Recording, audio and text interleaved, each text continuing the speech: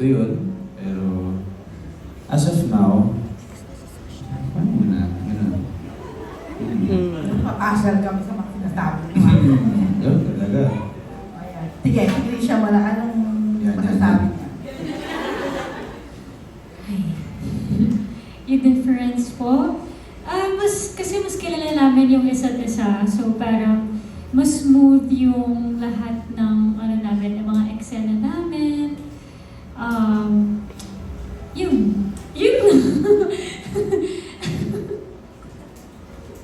Ano ba?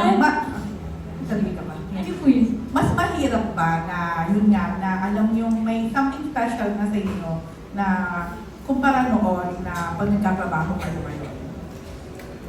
Hindi naman po. Para sa akin, same pero mas smooth lang. Kasi marami na kaming na-discover sa isa't isa.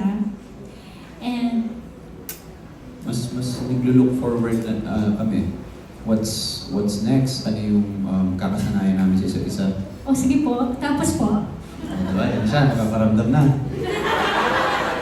So, sige, parang pala, may mga tampuhan Yung pala isa nagtatanong, yun yung nararamdaman ko sa set.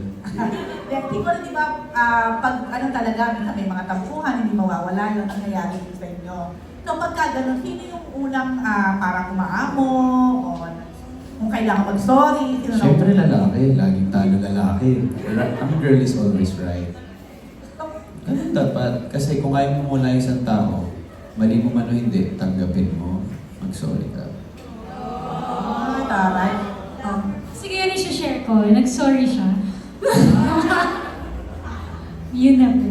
Pero pag halimbawa ikaw naman yung parang medyo nagkaroon ng pagkakamali, hindi ka din nauuna or inaantay mo pa rin siya. Ako po nagsasorry po ako agad. Alam niya yun. Like, kapag may something akong na-realize ko na hindi pala siya, may nagawa akong hindi maganda, like hindi niya nagustuhan, or na-feel ko na, hindi maganda, I'm sorry, I know I did something wrong. I'm sorry, ganun lang. Sobrang, okay naman yung communication natin. Gano'n yun na-enjoy yung love team mo ngayon? And paano nyo ito nakikita? Napo-force nyo ba ito na mas tatagal pa siya? Gusto nyo pa rin na mas makilala kayo as love team talaga? Or napag-uusapan nyo din paminsan na paano pag pinarehan na tayo sa iba? Ito real talk. Sobrang masaya kami kasi before naman, friends kami na nalaman lang namin magiging partners kami, katrabaho.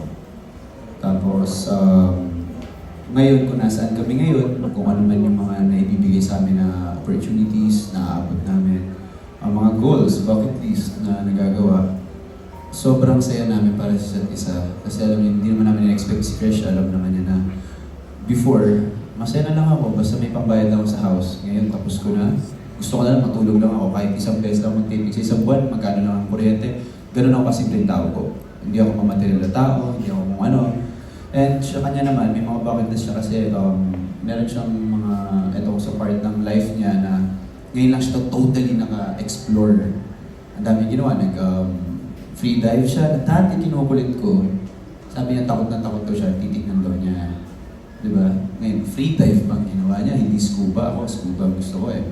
So, nakapag ibang bansa siya mag-isa, ang dami, masaya ko para sa kanya. And ngayon, nilook forward namin. Very thankful kami sa mga supporters ng bawat isa. You know, being a supporter, a friend, isang pamilya na din. Hindi lang yung basta sa mga ginagawa namin, but na-inspire sila to the fact na yung mga pinagdadaanan din nila is kami yung makakatanggal kahit paano.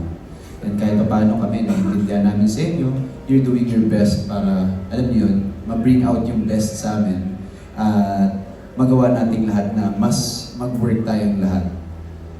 Sobrang masaya lang ako doon and at the same time overwhelmed, natatakot dahil baka mamaya hindi na namin dumating yung point, hindi namin mabigay expectations ng mga tao na ina-expect sa amin. Kasi lahat to dapat better. Kumbaga sa basketball nga, di ba? Hindi naman pwedeng 10 points ka lagi sa isang buong game. Kailangan to 20 ka, to 30 ka. Pero hindi katulad sa amin. Alam namin may mag-expect eh. So might as well magiging happy na lang kami sa isa't isa. Magiging happy kami kung ano maabot namin at very thankful kami kung sino yung mga nag-i-stay, dadating, at thankful pa rin kahit umalis. Yeah, same thing with me naman. Like, whatever his decision is in life, kung saan siya, some path ang gawin namin as a love team and individually, like, no showbiz, I'm always rooting for you. Like, I want the best for you. So, kung saan ka masaya, masaya din ako. Yun lang. Alright, very, very good. Heartwarming.